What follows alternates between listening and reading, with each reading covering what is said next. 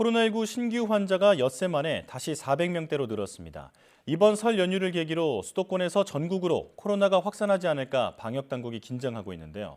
고려대학교 약학대학 김정기 교수 전화로 연결해서 자세한 내용 들어보겠습니다. 교수님 나와 계십니까? 네, 안녕하세요. 네. 300명 안팎을 오가던 신규 확진자 수가 다시 400명을 넘어섰습니다. 특히 수도권 확진이 줄지 않고 있는데 이유가 뭘까요? 말씀하신 대로 오늘 0시 기준 신규 확진자 규모가 엿새 만에 다시 400명대를 넘어섰거든요. 서울, 경기, 인천을 합친 수도권 확진자가 총 354명으로 전체 확진자의 80%에 달합니다. 예. 그러니까 보통은 70%를 보이던 수도권 확진자 비율이 더 늘어난 셈인데 일단은 그러니까 수도권의 확진자 규모를 줄이기 위해서 실제로 수도권을 중심으로 지역사회 숨은 감염자를 찾기 위해 임시 선별진료소 운영도 하고 있거든요. 네.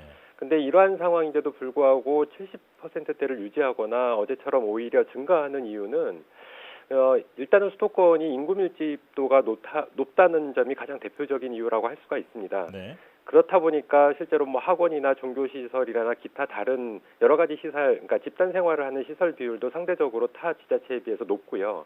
이렇다 보니까 감염 또는 전파의 연결고리를 끊기가 상당히 어려운 부분도 있고 네. 실제로 집단시설로 감염원이 유입되게 되면 다양한 규모의 어떤 집단 감염이 발생을 하고 있다. 이렇게 보시면 될 것 같습니다. 네.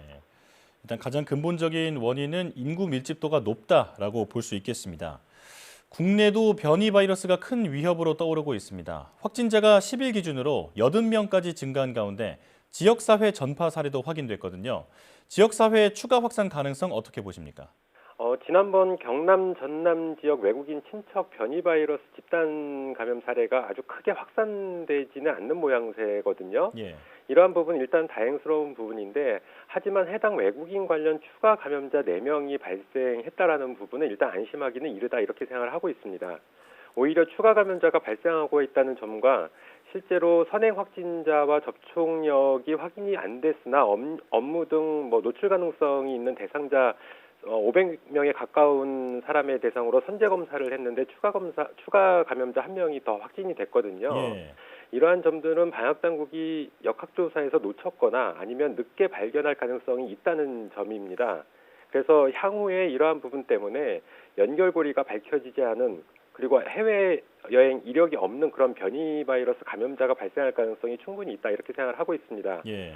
더군다나 2월 8일 이후 국내 11명 그리고 해외 유입 45명 등 총 5명을 분석한 결과, 그러니까 실제로 50%에 가까운 높은 변이 바이러스 감염자가 확인이 되고 있거든요. 예. 그러니까 다소 시간은 걸리겠지만 국내에서 변이 바이러스 확산이 진행될 가능성은 상당히 높은 편이다 이렇게는 보고 있고 이러한 측면에서는 어쩌면 국내에서 변이 바이러스가 전파될 그런 시점이 어떤 시간 문제이지 않을까 이런 생각은 조심스럽게 생각을 하고 있습니다. 예. 변이 바이러스의 지역 전파 가능성이 상당히 높은 수준이다 말씀을 해주셨습니다. 그래서 변이 바이러스 확산을 막기 위해서 입국 제한 조치를 해야 한다거나 자가격리와 해제 기준을 지금보다 훨씬 강화해야 한다는 지적도 나오고 있습니다. 교수님께서는 어떻게 보고 계십니까? 일단 변이 바이러스의 해외 유입에 의한 지역사회 내 전파를 원천적으로 차단할 수 있는 가장 좋은 방안은 말씀하신 입국 제한 조치입니다. 근데 일단 현 단계에서 변이 바이러스가 확산되고 있는, 그러니까 영국 등 일부 국가에서 한정된 게 아니라 전 세계적으로 크게 확산되고 있는 양상을 가지고 있거든요. 예. 이렇다 보니까 입국 제한 조치를 광범위하게 시행하기에는 다소 어려움이 있지 않나 이렇게 생각을 하고 있습니다.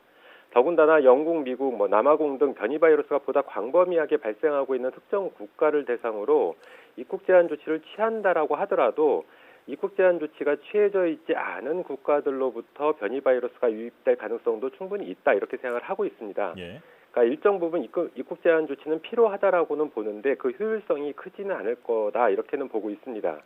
그래서 입국 제한 조치가 현실적인 부분하고 실효성 면에서도 한계가 있기 때문에 그 이외에 가장 효율적인 방법은 일단 해외 입국자에 대한 비자 발급 제한 조치를 보다 강화하면서 네. 입국자 수를 가능한 한 줄이는 방법이 필요할 거라고 보고 있고요. 여기에 그러니까 자가격리보다는 모든 해외 입국자를 대상으로 특정 격리시설에서 격리 기간 동안 관리를 하는 방안이 보다 효율적이지 않을까 이렇게 생각을 하고 있는데 네. 이런 해외 입국자, 국내외에 떠나서 이 해외 입국자분들을 모두 격리할 수 있는 시설 마련이 현실적으로 가능할지는 방역 당국이 한번 고민을 해야 되지 않을까 이렇게 생각을 하고 있습니다. 예. 현재처럼 해외 입국자를 자가격리만 하는 방안으로는 지난번 외국인 변이 바이러스 감염자처럼 언제든지 구멍이 뚫릴 가능성이 충분히 있다 이렇게 생각을 하고 있습니다. 예. 입국에 제한을 두는 방식이 실효성 있는 대책으로 볼 수 있다 이렇게 말씀해 주셨는데요. 정부는 이번 설 연휴를 잘 보내야만 일상을 조금이라도 빨리 회복할 수 있다고 강조하고 있습니다. 이번 명절을 국민들은 어떻게 보내야 할지 또 방역 당국은 어떻게 대처해야 할지 조언해 주시죠. 일단 5인 이상 집합금지 조치가 취해져 있기는 합니다만 현실적으로 방역 당국이 이 부분이 잘 지켜지는지를 관리하기는 어려운 부분이 있습니다. 그렇기 때문에 국민 스스로 이를 지켜주실 것을 일단은 당부를 드리고요. 네. 더불어 4인까지는 모임이 가능한 상황이거든요. 그럼에도 불구하고 가급적 마스크를 벗고 누군가를 만나는 상황은 피하시는 것이 바람직하다 이렇게 말씀을 드리고 싶고요. 예. 예를 들면 부모님께서 멀리 안 사시고 지근거리에 사시게 되면 일단 세배차 방문을 할 수도 있는 상황입니다. 4인까지는. 근데 이러한 경우에도 마스크를 착용하고 3배 정도만 드리고 음식을 먹거나 차를 마시는 이러한 부분은 삼가하시고 바로 나오시는 게 가장 좋지 않을까 이런 생각을 가지고 있고 예. 방역 당국도 일단 가능하면 일단 집단 시설 내에서 사람들이 모이는지를 좀 철저히 관리할 필요는 있다 이런 생각을 가지고 있습니다. 예. 자, 백신 질문입니다. 식품의약품안전처가 아스트라제네카 백신을 국내 첫 코로나19 백신으로 공식 허가했습니다. 관심이 모였던 65세 이상 고령층에 대한 접종은 원칙적으로 허용하되 의사 판단에 따라 신중하게 결정하라는 단서를 달았는데요. 이번 결정 어떻게 보십니까?